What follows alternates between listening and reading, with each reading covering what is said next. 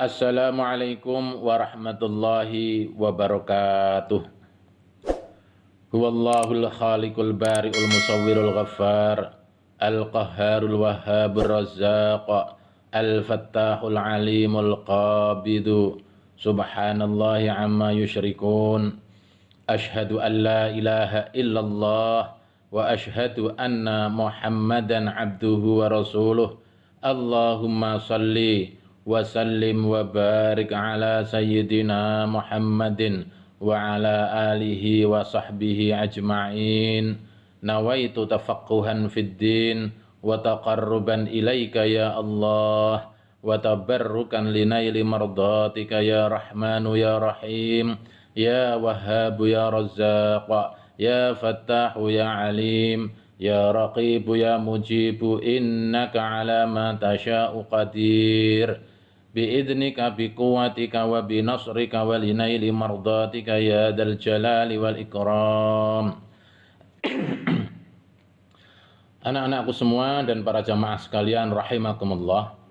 Pada pengajian ini Mbah Ahmad akan menjelaskan mengenai fa'aliyatul aqli, potensi kinerja akal manusia, sebagai lanjutan dari pembahasan kemarin tentang maratibul ilmi, bahwa manusia itu diberi Allah Subhanahu wa taala berupa akal. Nah, akal yang kita miliki ini supaya ditingkatkan kinerjanya untuk mendapatkan ilmu Allah Subhanahu wa taala. Nah, di mana kemudian akal ini mencari ilmu? Nah, akal mencari ilmu itu di tempat yang disebut dengan ma'danul ilmi. Apa itu ma'danul ilmi? Ma'danul ilmi adalah mata air ilmu pengetahuan. Ma'danul ilmi ini jara fil qalami. Jadi ma'danul ilmi ini berada di dalam al-qalam, dia mengalir di dalam al-qalam. Nah, bicara al-qalam ini kita tahu di dalam Al-Qur'an ada surat Al-Qalam, nun wal qalami wa ma yasturun. Nah, apa itu al-qalam? Diriwayatkan dari Ibnu Abbas, Ibnu Abbas qala awwalu ma khalaqallahu al-qalam. Pertama kali yang Allah ciptakan itu adalah al-qalam. Qala uktub. Allah memerintahkan kepada al-qalam, uktub, tulislah. Qala wa ma aktubu. Kemudian al-qalam menjawab, Gusti Allah, duh Gusti, napa ingkang kula tulis? Apa yang saya tulis ini ya Allah? Qala, maka Allah menjawab, uktub al-qadar. Tulislah tentang takdir. Nah, takdir kita sebagai manusia, takdir manusia ini sudah tertulis di dalam tempat, yaitu di dalam nama yang disebut dengan al-qalam. Nah, terkait dengan takdir ini Mbah Ahmad teringat fasal dari Ibnu Athaillah As-Sakandari di dalam kitab Al-Hikam, yaitu sawabikul himam la tahriku aswarul akdar. Himmahmu yang tinggi itu, cita-citamu yang tinggi itu la tahriku aswarul akdar, itu tidak mampu menjebol tembok-tembok takdir. Nah, takdir ini sudah tertulis dalam Al-Qalam, maka inilah pentingnya manusia itu memohon rahmat Allah, memohon belas kasihan Allah, supaya Allah menurunkan rahmatnya sehingga kita mendapatkan takdir yang baik. Nah, lalu di mana al-qalam itu? Al-qalam itu jara fil lauhil mahfud, bahwa al-qalam itu berada, dia mengalir di dalam lauhul mahfud. Nah, Anda bingung kan? Ya, ini Mbah Ahmad jelaskan bahwa apa itu lauhul mahfud? Lauhul mahfud itu adalah umul hayula. Semakin Anda bingung itu artinya Anda berpikir, Anda itu semakin nambah kecerdasannya. Kalau Anda nggak bingung berarti nggak berpikir. Jadi saya tegaskan lagi, Mbah Ahmad tegaskan lagi bahwa lauhul mahfud itu adalah umul hayula, induk dari materi. Nah, apa itu induk materi? Ya hayula. Hayula itu apa? Hayula itu adalah materi yang dengannya Allah menciptakan al-makhluqat, materi yang dengannya Allah menciptakan ciptaannya, itu namanya hayula. Dan Lauhul Mahfuz itu adalah Ummul Hayula. Baik, anak-anakku semua dan para jemaah sekalian, intinya dengarkan dulu ya. Mbah Ahmad mau jelaskan mengenai bagaimana potensi kerja akal manusia ini untuk mendapatkan ilmu pengetahuan. Ya, bahwa manusia itu dibekali dengan yang namanya al-aqlun nutqi. Manusia lahir cenger ya, di dunia ini itu sudah punya bekal yang disebut al-aqlun nutqi. Al-aqlun nutqi itu adalah akal standar manusia. Manusia disebut dengan hayawanun natik, makhluk hidup yang mampu berbicara, artinya berpikir. Baik, bagaimana kemudian ketika seorang manusia itu ingin meningkatkan kinerja akalnya dari ma'danul ilmi, maka dia supaya berpikir, memikirkan tentang alam semesta ini, memikirkan tentang makhluk ini, memikirkan tentang sunnatullah. Nah, sunnatullah itu ada yang matluun, ada yang dibacakan dalam bentuk kitab-kitab suci, ada Al-Qur'an, ada Injil, ada Zabur, ada Taurat ya. Itu yang matlu. Dan juga ada yang ghairu matluwin, ada sunnatullah yang ghairu matluwin, ayat-ayat yang kauniyah gitu ya, yang ghairu matluwin. Hukum alam inilah yang tidak tertulis di dalam kitab-kitab suci, di dalam kitab-kitab wahyu tadi. Nah, ketika seorang manusia itu meningkatkan potensi akalnya untuk berpikir tentang sunnatullah, tentang alam semesta ini, tentang makhlukot, tentang kemakhlukannya, akal kemakhlukannya itu dinaikkan untuk berpikir, dan dia itu dengan dengan pikirannya, dengan ilmunya tersebut dia mengamalkannya, ya. Dengan ilmunya dia mengamalkannya, dia naik tingkatan akalnya menjadi yang Mbah Mat sebut dengan al-aqlul fi'li. Al-aqlul fi'li ini adalah potensi kinerja akal yang aktif, dia menjadi aktif, ya. Baik, apakah cukup sampai di sini? Ya tidak, bahwa di dalam Al-Quran itu kan banyak sekali ayat-ayat yang memerintahkan supaya kita ini berpikir, supaya kita ini bertadabur, supaya kita ini memikirkan tentang bagaimana makhlukot. Yang pasti bahwa hadis itu kalau kita berpikir tentang Al-Khaliq itu nggak mampu.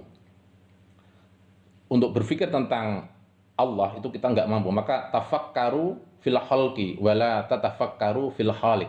Berpikirlah kamu tentang ciptaan-ciptaan Allah. Wala tatafakkaru fil khaliq. Janganlah kamu berpikir tentang al-khaliq pencipta. Fa innakum la taqdiruna qadru. Akalmu itu ora nyandak nak mikir pangeran.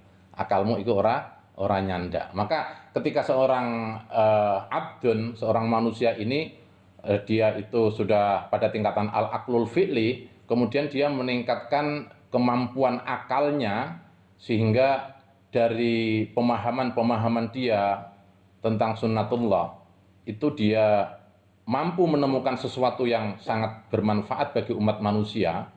Dia sangat powerful cara pandang pikirannya mengenai alam semesta ini, dia naik tingkatannya menjadi namanya al-aqlul quwati. Nah, semua sumbernya ini juga dari ma'danul ilmi yang Mbah Mat jelaskan tadi. Dalam Al-Quran itu banyak penjelasan mengenai misalnya afala tubsirun, afala ta'qilun, afala yatadabbarun al-Quran, am ala qulubin aqfalaha.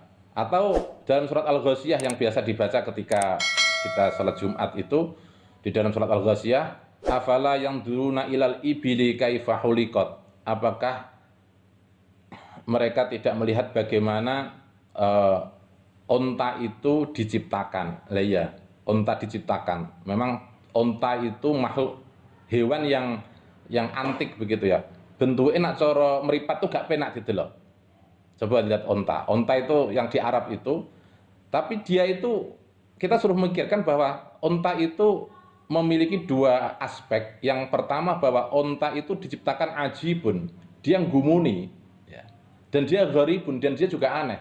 Gumuni ya, makhluk seperti onta itu, tapi dia mempunyai kekuatan yang luar biasa. Dia kuat sebagai hewan untuk ditunggangi, untuk dibawa kafilah-kafilah di Arab itu dia sangat kuat, dia tahan untuk tidak minum dan lain sebagainya. Dia ajibun, dia gumuni. Tapi dia juga gharibun, dia juga aneh, bentuknya aneh. Kalau orang Jawa itu mungkin nggak suka dengan bentuk onta, sukanya bisa jadi bentuknya ya lebih suka burung perkutut, kayak Mbah Ahmad ini suka burung perkutut. Atau mungkin kalau di Nusantara ini lebih suka dengan burung merak. Kira-kira begitu. Jadi aneh bentuk onta itu. Afala yang durun ilal ibili kaifa huliqat wa ilas sama'i kaifa rufi'at, dan bagaimana kemudian langit itu diangkat. Nah, diangkat. Kan logika manusia, sesuatu di atas itu ada tiangnya. Nah, ini kok ora ono tiangnya. Langit itu kaifa rufi'at, bagaimana diangkat kok enggak pakai tiang. Mengapa langit tak bertiang? Nah, itu difikirkan. Wa ilal jibali kaifa nusibat, dan juga bagaimana gunung-gunung itu dibangun. Wa ilal ardi kaifa sutihat, dan bagaimana bumi itu dibentangkan atau dihamparkan. Ya, artinya kalau misalnya yang terakhir misalnya wa ilal ardi kaifa sutihat, bagaimana bumi ini dihamparkan, ya wajarlah kalau kemudian orang mau meningkatkan akalnya sampai kepada aklul kuwati ini, memunculkan orang-orang seperti siapa itu? Siapa itu yang teori gravitasi bumi itu? Siapa? Gravitasi bumi, Einstein ya, Newton ya, ya lah orang ngerti. Ya seperti teori gravitasi itu kan sebetulnya seperti teori gravitasi pada dasarnya ini kan hasil dari cara pandang aklul kuwah tentang wa ilal jibali wa ilal ardi kaifa sutihat wa ilal jibali kaifa nusibat. Jadi bumi itu memiliki gravitasi. Itu kalau di dalam ilmu perakikan ya, dulu kan pernah ada ilmu perakikan. Jadi orang mencari ada batu yang bisa tolak gravitasi. Itu juga ada. Jadi kalau di daerah mana? Gorontalo itu ada namanya batu daah. Nah, batu daah di sana itu pernah ditemukan batu yang dia itu bisa meminimalisir gravitasi bumi. Ya, kira-kira itulah. Kalau manusia itu mampu meningkatkan akalnya sampai powerful, maka tingkatannya itu adalah aklul kuwah. Nah, temuan-temuan di dalam dunia sains dan teknologi, contoh misalnya teman-teman pada masa Al-Khawarizmi, pada masa Ibnu Sina, atau teman-teman modern, tentang misalnya ada siapa yang sering saya contohkan itu Thomas Alva Edison dan lain sebagainya. Itu kemampuan akalnya dalam mencari ilmu di sumber ma'danul ilmi atau mata air ilmu pengetahuan ini ya sebatas dia pada tingkatan namanya aklul kuwati atau potensi akal yang powerful begitu. Nah, di atas aklul kuwati itu ada yang namanya aklul mustafadi. Aklul mustafadi ini adalah akal pilihan ya, di mana bahwa dia mauhibatun, dia minanun, pemberian dari Allah Subhanahu wa taala, bahwa dengan kemampuan akalnya ini dia bisa langsung tembus kepada ma'danul ilmi ya. Yang memiliki akal mustafadi ini adalah orang-orang pilihan seperti para nabi dan rasul ya. Para nabi dan rasul ini diberikan wahyu itu juga dari ma'danul ilmi, wahyu tersebut melalui malaikat Jibril, al-akul mustafad. Di samping para nabi dan rasul itu juga para walillah. Para walillah ini juga memiliki kemampuan akal yang disebut dengan akul mustafad. Akul mustafad ini akal pilihan ya. Allah yang memilih dari hamba-hambanya untuk diberikan akul mustafad, dan disitulah ulumul asror itu apa? Ulumul asror itu ada di dalam kemampuan al-akul mustafadi. Ulumul asror tentang rahasia-rahasia Allah itu dimiliki oleh mereka yang memiliki kemampuan pada tingkatan al-aklul mustafadi, oleh akalnya para al-anbiya, para rasul dan juga para walillah. Baik, ya, itu adalah tentang bagaimana kemampuan akal ketika ditingkatkan kemampuannya untuk memperoleh ilmu dari Allah Subhanahu wa taala yang bersumber dari ma'danul ilmi. Yang pertama standar adalah al-aqlu nutqi, kemudian ketika ditingkatkan untuk memahami memahami dan mengamalkan ilmu-ilmu Allah di sunatullah ini, alam semesta ini, dia naik menjadi akal aktif, al-aqlul fi'li, dan kemudian ketika dia dinaikkan tingkatannya sampai kepada penemuan-penemuan besar yang selama ini kita kenal, nah dia itu dalam posisi al-aqlul quwati. Itulah akal tertinggi manusia, itu sampai pada al-aqlul quwati. Nah lebih tinggi lagi namanya aqlul mustafati, itu akalnya para nabi dan para rasul, para wali, itu nggak bisa ditiru. Itu sudah Allah yang memberikannya, Allah yang berkehendak untuk memberikannya. Baik anak-anakku semua dan para jamaah sekalian, ya Mbah Ahmad merasakan Anda bingung, kalian itu bingung. Tapi tidak apa-apa, wong ini kan belum masuk pada kajian Al-Insanul Kamil fi Ma'rifatil Awahid wal Awail karya Al-Jili. Kebingungan Anda simpan, nanti pelan Mbah Ahmad jelaskan dalam kajian-kajian Al-Insanul Kamil. Baik, standar akal manusia adalah al-aqlun nutqi. Al-aqlun nutqi ini itu berbarengan, dia itu didapuk cara Jawa nih, didapuk dengan yang namanya asyahawat. Nah, akal standar manusia ini mempunyai dapuan, dia diliputi dengan namanya hawa nafsu asyahawat. Oleh karena itu ketika kemudian akal standar manusia itu dikalahkan oleh syahwatnya, akhirnya kemudian dia itu tidak sampai menjadi baik, justru malah sebaliknya dia menjadi lebih buruk karena dominasi hawa nafsunya itu, syahwatnya itu. Maka aqlun nutqi ini akan turun derajatnya, dia menjadi al-aqlul hayawaniyah. Nah, al-aqlul hayawaniyah ini dia masih bergerak, dia masih berpikir, dia masih berinteraksi, dia masih aktif, tetapi keaktifannya itu didominasi dengan syahwatnya, maka dia menjadi al-aqlul hayawaniyah. Nah, al-aqlul hayawaniyah ini, akal manusia ini sudah jatuh ke aqlul hayawaniyah, bisa jatuh lagi ketika kemudian akalnya itu rusak. Sudah rusak, sudah nggak bisa dipakai apa-apa, maka dia di sini menjadi namanya al-aqlun nabatiyah. Baik, kita kembali tentang masalah al-aqlun nutqi, ya. Al-aqlun nutqi, akal standar manusia. Akal standar manusia itu memang digandengke oleh Allah Subhanahu wa taala dengan namanya syahwat. Sehingga kalau misalnya kita mengingat tentang bagaimana adanya surat surat An-Najm, ya. Wan najmi idza hawa ma dhalla sahibukum wa ma ghawa wa ma yantiqu anil hawa in huwa illa wahyun yuha. Nah, standar manusia itu memang diliputi dengan namanya hawa nafsu, sehingga ketika Rasulullah itu mendapatkan wahyu dari Allah berupa Al-Quran, itu masyarakat kafir Quraisy, ya, masyarakat Arab di masa Nabi Muhammad itu dia tidak percaya, mereka tidak percaya kalau itu adalah wahyu Allah. Maka surat An-Najmi ini menjelaskan bahwa Allah bersumpah demi makhluknya, wan najmi idza hawa, demi bintang ketika kemudian bintang itu terbenam. Ma dhalla sahibukum wa ma ghawa. Kawanmu semua itu, yaitu yang dimaksud dalam Muhammad, itu tidak sesat dan juga tidak keliru di dalam mendapatkan wahyu Allah Al-Qur'an. Wa ma yantiqu anil hawa, wa ma yantiqu anil hawa, dan Al-Qur'an yang diucapkan oleh Nabi Muhammad SAW itu bukanlah tercampur dengan hawa nafsu Nabi Muhammad, tidak. In huwa illa wahyun yuha, tetapi Al-Qur'an itu adalah wahyu yang diwahyukan kepada Nabi Muhammad SAW. Maka kita standar manusia itu memiliki al-aqlun nutqi, al-aqlun nutqi ini harus dikelola. Al-aqlun nutqi ini harus dikelola. Kenapa? Karena al-aqlun nutqi ini sangat rentan dengan namanya syahwat, hawa nafsu. Kita kan tidak ingin menjadi orang kafir Quraisy begitu ya, yang ketika Nabi Muhammad itu mendapatkan wahyu kemudian menuduh bahwa Al-Quran itu Nabi Muhammad, omongannya Nabi Muhammad, itu hawa nafsunya gitu ya.